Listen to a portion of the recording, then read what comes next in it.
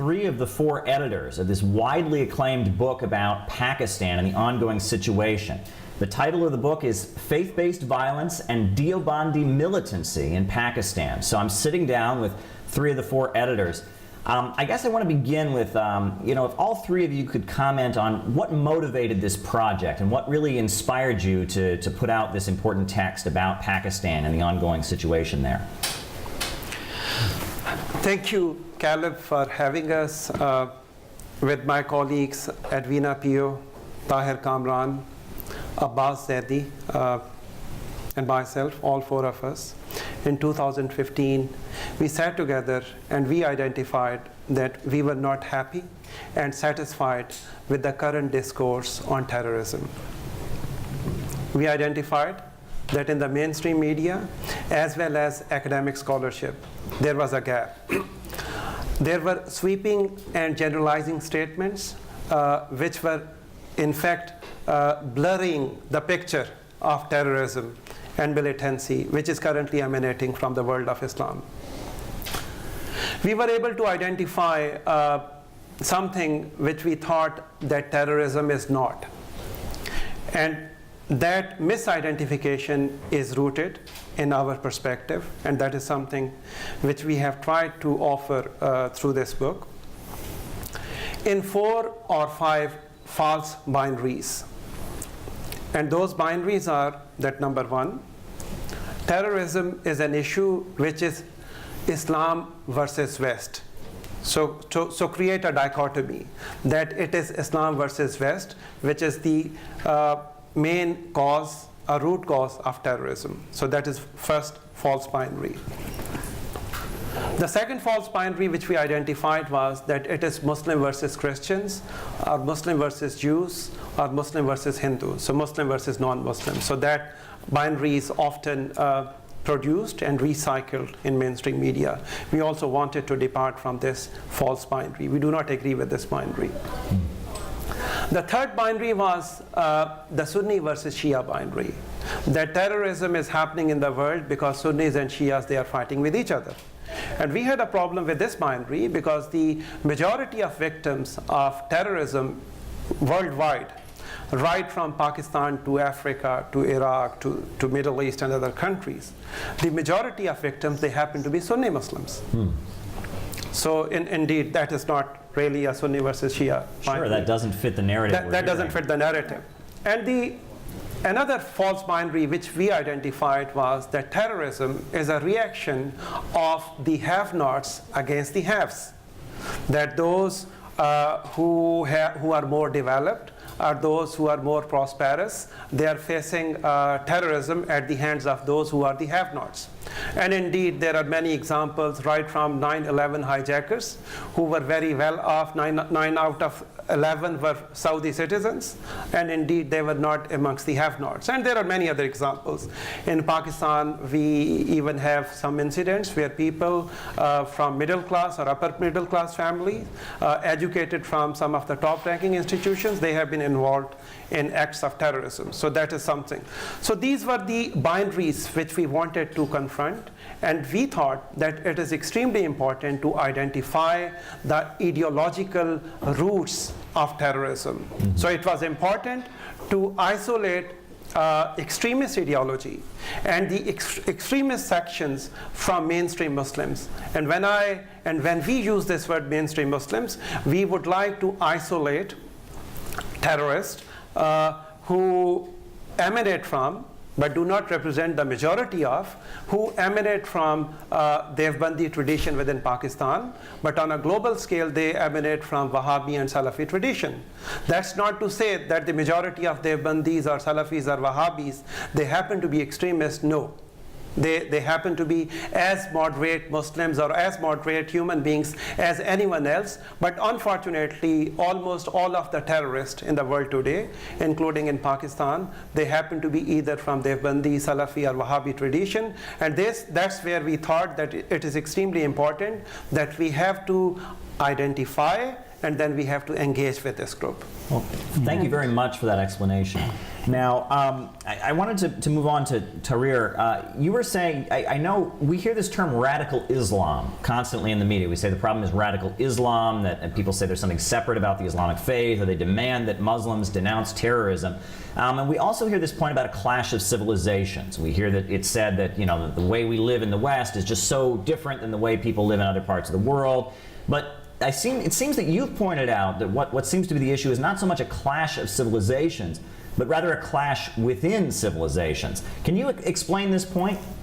Yes, well, when I was working on this Shia-Sunni piece, chapter of this book, what I found out through the texts that various Deobandi scholars have produced, that the rhetoric against the Shias was quite pronounced, which remained blurred and which remained a bit, which remained hidden till the British were ruling subcontinent. But after 1949, that year I consider very important so far as the Pakistani history is concerned, because Deobandis started coming to the political forefront from 1949 onwards. They regrouped because they were in opposition to the creation of Pakistan, but when Pakistan was created, they regrouped, they redefined their ideology somewhat, and then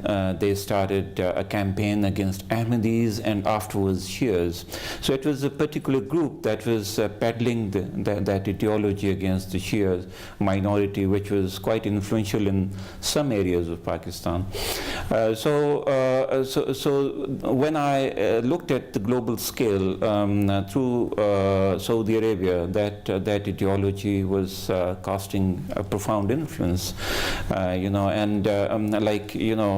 the particular version of Quran was distributed in Tajikistan in 1989, and that particular version of Quran was produced by Saudi Arabia, and that was essentially anti-Shia. So that phenomenon that I consider as clash within the civilization, and that's the biggest challenge. It's not Islam versus West, but what Muslims have to address first of all is these are some of the groups and factions which are berating other factions and declaring them or denouncing them as anti-Muslims or non-Muslims, and Shias are very, very important component of Islam and Muslims at large, because if you see from Tajikistan and up to Bahrain, there are a number of countries having sizable Shia presence, like Bahrain itself has 70% of Shias, and that country is ruled by Sunni, and coercive means are employed to sustain that rule. Similarly, Kuwait and Iran and Iraq, of course.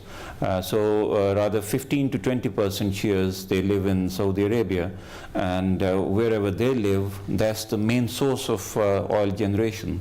So there is a dichotomy, sectarian dichotomy within Saudi Arabia. So these are the economic interests, these are some of the vested interests of small groups which have quite a bit of influence, which is generating this false perception among the Muslims that, well, Shias and Sunnis are inveterate enemies of each other. I have discussed and I have said quite the otherwise, and I argue quite the otherwise, that, well, these are the two different factions having slight differences or discrepant interpretations of the foundation text, but they're one and the same. Now, Edwina, you in particular have talked about religious minorities, in particular the Christians, and that their role in this conflict and how they've been treated. Would you like to explain that to our audience? Yes, sure. I think I got involved in this book as the second co-editor, primarily because I believe in a diversity narrative that I think is very important in any organization, in any country, because it helps to avoid the miniaturization of human beings. And therefore, for example, I could, for example, be a mother, I could be a Muslim or a Christian, I could be a scholar, I could be a person of color, And I could also be someone who might be persecuted by a majority group. But when we say majority group, we need to be very clear that in this particular book, we are highlighting the fact that it is a particular sect. In this example, it's Deobandi militancy in Pakistan. And as my colleague Jawad mentioned, it's not all Deobandis, it's a particular group within there. Now, also my reason for getting involved in this particular project was the fact that all Christians in Pakistan do not come from the lower socioeconomic status, though the majority do come. They were converted from Hindus, and they were the lowest caste system among Hindus. Unfortunately, not much of that has changed. However, there were also a number of Christians who migrated from the then Portuguese controlled Goa in India to Pakistan. And many of them achieved very high status in the Pakistan government, in the military, composing the national anthem, as Olympic sports players in Pakistan. Somehow that gets erased. And when we talk of Christians in Pakistan, it's also important to remember that they don't feel safe because of blasphemy laws. And blasphemy laws could be put into effect because one wants the property of a particular place, one wants certain members of the family of a particular place. It could be a woman, for example. And there's very little to prevent them, that's the Christians, from really saying, we want to live in peace, we want to live in harmony. We've coexisted with Muslims for centuries, and there hasn't been a problem. So it's the overall macrocosm looking at Muslims as a broad brush canvas, rather than saying it's specific people who are doing this particular terrorism and atrocities. Now, before we conclude, I would like all three of you to comment, because it seems like one of the underlying issues in American politics right now is our relationship with the Kingdom of Saudi Arabia. Donald Trump was highly critical of Saudi Arabia during his campaign. He called out Hillary Clinton for the fact that she had received Saudi support for her foundation. He talked against them, but then we see him recently going on his trip to Saudi Arabia, dancing with the Saudi king. And we've heard a lot of talk about Saudi Arabia's role in spreading the Wahhabi ideology and the Wahhabi perspective. And I would like the three of you to touch on Saudi Arabia's role and Saudi Arabia's role in Pakistan and in what's being described as this clash within civilizations. Could the three of you do that? Would that be all right? Yeah. Oh, great.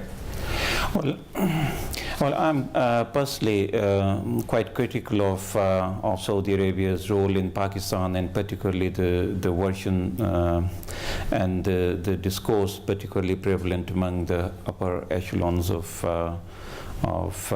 American politics and government.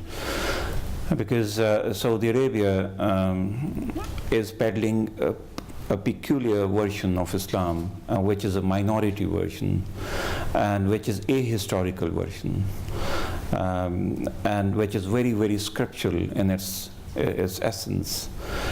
So just because of the oil money, various religious seminaries or madrasas are being set up, and in the name of countering influence, Shia influence from Iran, it has been meddling into the affairs of Pakistan, and since it has vast resources, oil and mineral resources, so whole of the world listens to Saudi Arabia, including President Donald Trump. Indeed, we are running short on time, but if the other two of you would like to comment just quickly on Saudi Arabia, and then we will conclude. Yes. So I think I'd just like to mention the fact that if we say, as my colleague Tahir mentioned, that Saudi Arabia can have such a major influence, it could also have a major influence on gender.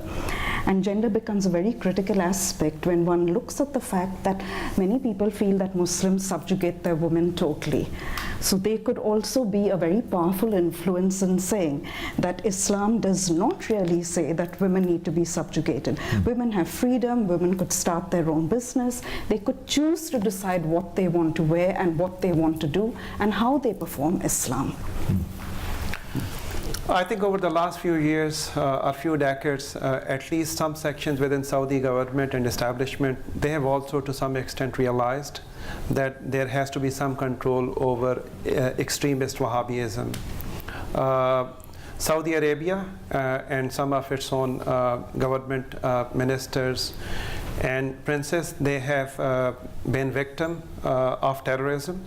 And recently we have seen, only yesterday, that there was a failed attack on the main mosque, Masjid al-Haram in Mecca. So indeed, this extremist Wahhabism or extremist Devbandiism or Takfirism, it is sparing no one. And Saudi government and establishment, they also have to be more aware of this. They should be engaged in a constructive manner. Iran should be engaged. All other countries, they have to be engaged that these extremists, they do not represent any community, they do not represent any religion, but that doesn't mean they do not follow an ideology. That ideology and the extremist streaks within that ideology, they have to be identified, they have to be engaged, they have to be educated, and sometimes legal and punitive action also have to be taken. And Iran should be taken on board. You know, that will be a huge step forward in the right direction. Well, I do thank you all for making these points, and I feel like if Americans are going to understand, as they increasingly become afraid of terrorist attacks, if they're going to understand the threat that they're facing, they really need to come to understand the issues that you describe here in this text. So I really do thank you all for the opportunity to sit down. The book is called Faith-Based Violence and Deobandi Militancy in Pakistan. I know I'm going to be getting a copy before I go, so thank you very much. Thank you, Ken. Thank you very much.